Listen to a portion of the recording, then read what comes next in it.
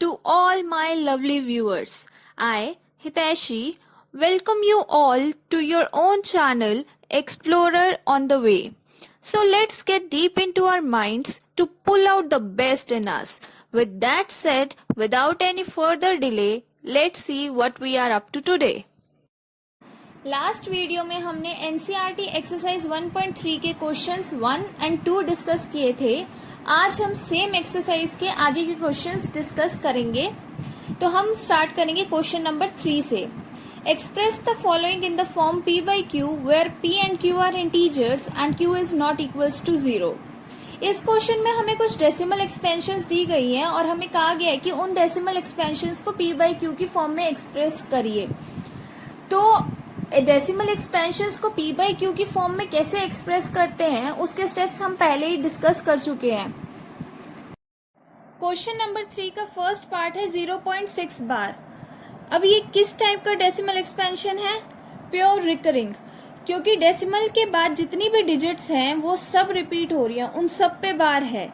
यहाँ पे डेसिमल के बाद एक ही डिजिट है 6 और 6 पे बार है, इसलिए ये प्योर रिकरिंग डेसिमल एक्सपेंशन है. तो इसे p by q की फॉर्म में कन्वर्ट करने के लिए हम क्या करेंगे? सबसे पहले हम इसे x के इक्वल पुट कर देंगे. तो हम लिखेंगे let x is equals to 0.6 bar. अब हम बार हटा के लिखेंगे इसी डेसिमल एक्सपेंशन को. तो ये हो जाएगा x is equals to 0.666 up to so on. हम ऐसे लिख सकते हैं. अब इस इक्वेशन को हम मार्क कर देंगे इक्वेशन नंबर 1. अब यहाँ पे डेसिमल के बाद कितनी डिजिट्स हैं जो रिपीट हो रही हैं? सिर्फ एक 6 रिपीट हो रहा है, मतलब एक ही डिजिट है. तो अब हम इस इक्वेशन को, इक्वेशन नंबर 1 को दोनों साइड 10 से मल्टीप्लाई कर देंगे. तो multiply equation number 1 by 10 on both sides. तो जब हम इसे 10 से मल्टीप्लाई कर देंगे तो हमारे पास क्या आ जाएगा? लेफ्ट हैंड साइड में तो 10x हो जाएगा. अब राइट हैंड साइड में क्या होगा कि डेसिमल जो है वो एक डिजिट आगे शिफ्ट हो जाएगा, मतलब हमारे पास क्या आ जाएगा? 6.666 अप टू सो ऑन, यही आ जाएगा. अब हम इसे मार्क कर देंगे इक्वेशन नंबर 2.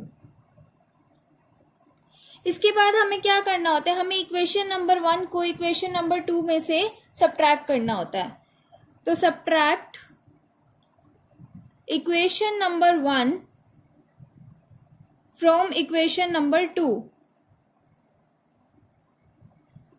तो हमें क्या मिलेगा? 10x minus x 9x is equals to 6.666 up to so on minus 0.6666 up to so on. तो जो डेसिमल के बाद जितने भी डिजिट्स हैं वो सब तो सब्ट्रैक्ट होकर हमें आंसर में देंगी 0. तो हमारे पास क्या बचेगा? 6 माइनस 0 6, यही आएगा. तो अब x की वैल्यू कितनी आ गई यहाँ से? x इज इक्वल्स टू 6/9, जिसे हम सिंप्लीफाई करके क्या लिख सकते हैं? 2/3. तो 0.6 बार को p by q की फॉर्म में हम कैसे एक्सप्रेस कर सकते हैं? 2/3. अब सेकेंड पार्ट है 0.47 बार. अब ये कैसा डेसिमल एक्सपेंशन है? मिक्स्ड रिकरिंग डेसिमल एक्सपेंशन, क्योंकि यहाँ पे डेसिमल के बाद 2 डिजिट्स हैं 4 और 7, बट बार किस पे है? सिर्फ 7 पे है. तो मतलब डेसिमल के बाद एटलीस्ट एक डिजिट ऐसी है जिसके ऊपर बार नहीं आ रहा, जो रिपीट नहीं हो रही. तो इसलिए ये कैसा डेसिमल एक्सपेंशन हो गया? Mixed recurring decimal expansion. इसे भी p by q की फॉर्म में कन्वर्ट करने के लिए सबसे पहले हम लिखेंगे let x is equals to 0.47 bar. अब इसमें डेसिमल के बाद कितनी डिजिट्स ऐसी हैं जो रिपीट नहीं हो रही? सिर्फ 4 ऐसी डिजिट है जो रिपीट नहीं हो रही, मतलब एक ही डिजिट है. तो इस इक्वेशन को हम दोनों साइड किससे मल्टीप्लाई कर देंगे? 10 रेज़ टू पावर 1 से. अब ये जो 1 है ये क्या है? नंबर ऑफ डिजिट्स जो डेसिमल के बाद रिपीट नहीं हो रही, मतलब ऐसी डिजिट्स जो डेसिमल के बाद हैं बट रिपीट नहीं हो रही. और यहाँ पे सिर्फ एक ही डिजिट ऐसी है, तो इसलिए हम 10 रेज़ टू पावर 1 से मल्टीप्लाई कर देंगे. तो हम लिखेंगे, और 10 रेज़ टू पावर 1 कितना होता है? 10 होता है. तो हम लिखेंगे multiply by 10 on both sides. तो हमारे पास क्या आ जाएगा, 10x इज इक्वल्स टू 4.7 बार आ जाएगा यही। अब इस इक्वेशन को हम मार्क कर देंगे इक्वेशन नंबर 1। अब अगर हम ध्यान से देखें तो ये कैसा डेसिमल एक्सपेंशन है, प्योर रिकरिंग है, क्योंकि डेसिमल के बाद जितनी भी डिजिट्स हैं उन सब पे बार है। तो अब जैसे हमने फर्स्ट पार्ट में प्योर रिकरिंग डेसिमल को कन्वर्ट करा था पी बाई क्यू की फॉर्म में, वैसे ही इसे हम करेंगे। तो अब यहाँ पे क्या हो जाएगा, डेसिमल के बाद कितनी डिजिट्स है, मतलब कितनी डिजिट्स ऐसी हैं जो रिपीट हो रही हैं, एक ही है। तो इसलिए हम अब इस इक्वेशन को मल्टीप्लाई करेंगे 10 से। तो multiply equation 1 by 10 on both sides. तो हमारे पास आ जाएगा 10x मल्टीप्लाई 10 हो जाएगा 100x is equals to 4.7 bar multiplied by 10 कितना हो जाएगा, 47.7 बार, यही हो जाएगा। अब इसे हम मार्क कर देंगे इक्वेशन नंबर 2। इसके बाद हम क्या करते हैं, हम इन दोनों इक्वेशंस को सब्ट्रैक्ट करते हैं। तो यहाँ पे भी हम वही करेंगे, subtract equation number 1 from equation number 2।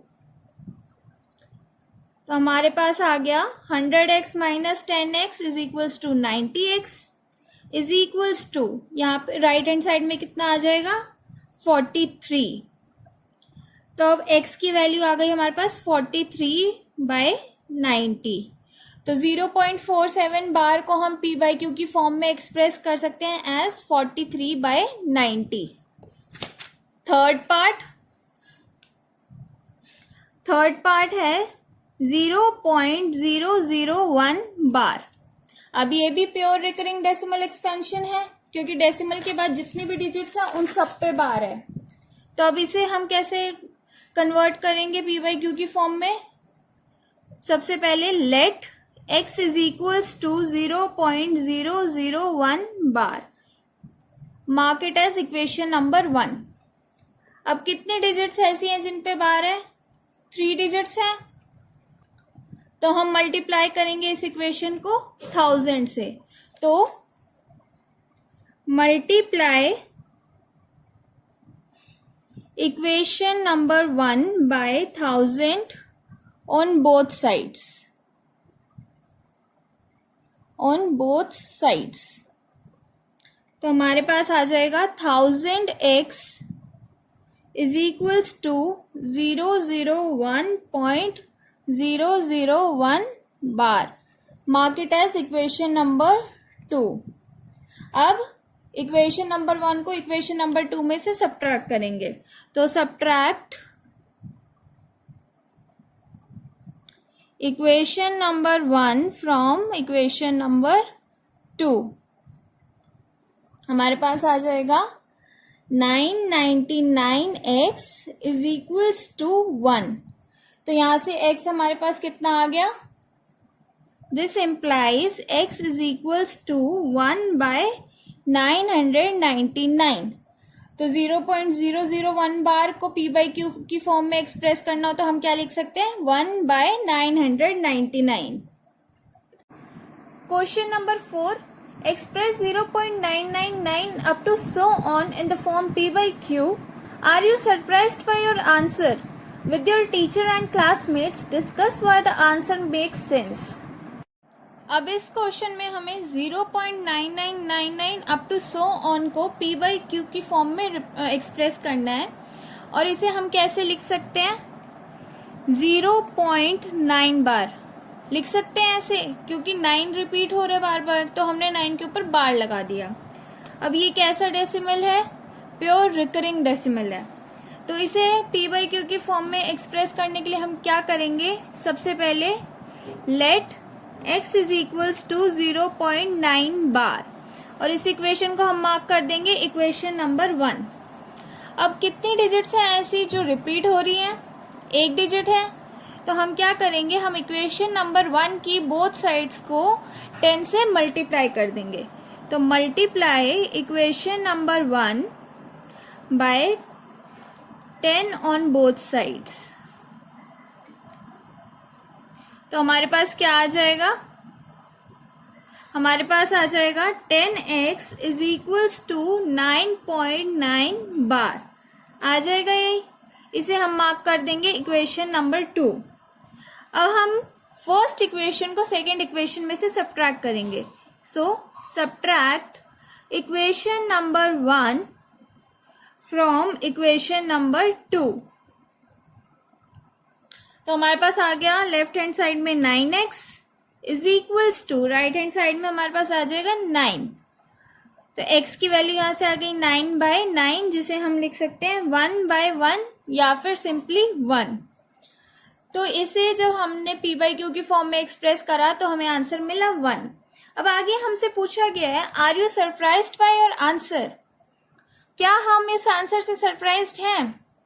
हमें पता है कि 0.9999 जो नंबर है ये नंबर 1 के बहुत क्लोज होगा, बट एग्जैक्टली 1 कब होता है? जब हम 1 को 1 से डिवाइड करते हैं, या मतलब हम 1 को p/q की फॉर्म में एक्सप्रेस करेंगे तो हमारे पास 1/1 आ जाएगा। बट यहाँ पे हमें क्या मिला आंसर, हमें 0.9 बार को p/q की फॉर्म में एक्सप्रेस करने पर आंसर मिल गया 1। तो ये तो सरप्राइजिंग है ना कि जो नंबर 1 के बहुत क्लोज है वो एग्जैक्टली इक्वल टू 1 आ रहा है यहाँ पे, जब हम उसे p/q की फॉर्म में एक्सप्रेस कर रहे हैं। Question number 5, what can the maximum number of digits be in the repeating block of digits in the decimal expansion of 1/17? Perform the division to check your answer. अब इस question में हमें division करके बताना है कि 1/17 की डेसिमल एक्सपेंशन में जो रिपीटिंग ब्लॉक ऑफ डिजिट्स होगा उसमें मैक्सिमम नंबर ऑफ डिजिट्स कितना होगा। तो सबसे पहले हमें 1 को 17 से डिवाइड करना पड़ेगा, तो हम डिवाइड करते हैं। अब 1 तो 17 से छोटा है, तो मतलब यहाँ पे क्वेश्चन में तो आ गया 0 पॉइंट, अब यहाँ पे हमें एक 0 डालना पड़ेगा। अब ये भी 17 से छोटा है तो हमें एक और 0 लिखना पड़ेगा। तो अब ये किस पे जाएगा, 17 5 होता है 85, तो हम 5 से करेंगे यहाँ पे। अब इसे जब हम सब्ट्रैक्ट कर देंगे तो हमारे पास आंसर आ जाएगा 15 आएगा यही। अब 15 भी 17 से छोटा है तो मतलब हमें यहाँ पे एक और 0 लगाना पड़ेगा। अब यहाँ पे ये 8 से डिवाइड हो जाएगा, मतलब 17 8 तो यहाँ पे आ जाएगा 136। अब इसे सब्ट्रैक्ट कर देंगे तो हमारे पास आंसर आ गया 14। 150 माइनस 136 इज इक्वल्स टू 14। अब यहाँ पे दोबारा हमें एक 0 उतारना पड़ेगा, दोबारा ये 8 पे जाएगा तो यहाँ पे आ जाएगा 136। सब्ट्रैक्ट करने पे हमें आंसर मिल गया 4।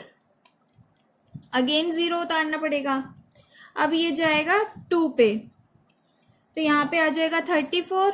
जब 40 में से हम 34 को सब्ट्रैक्ट करेंगे तो हमें आंसर मिल जाएगा 6। अगेन 0 उतारेंगे तो ये जाएगा 3 पे, तो यहाँ पे आ जाएगा 51। 60 माइनस 51 इज 9। अगेन 0 उतारेंगे, अब ये जाएगा 5 पे। 17 5 85। 90 माइनस 85 इज 5।